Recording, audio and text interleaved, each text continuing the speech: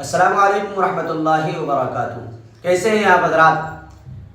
एक हदीस में रसूलुल्लाह सल्लल्लाहु अलैहि वसल्लम ने इरशाद फरमाया कि 3 किस्म के लोग हैं जिनकी तरफ कल क़यामत के दिन अल्लाह तबारक व तआला न देखेंगे, न उनसे बात करेंगे और न ही उन्हें गुनाहों से पाक व साफ करेंगे। नंबर 1, तकब्बुर के तौर पर अपना इज़ार नीचे यानी टखनों से नीचे पहनने वाला शख्स। नंबर 2, वो शख्स जो झूठी कसम खा करके अपना सामान बेचता है। नंबर 3, किसी पर एहसान करके एहसान जतलाने वाला।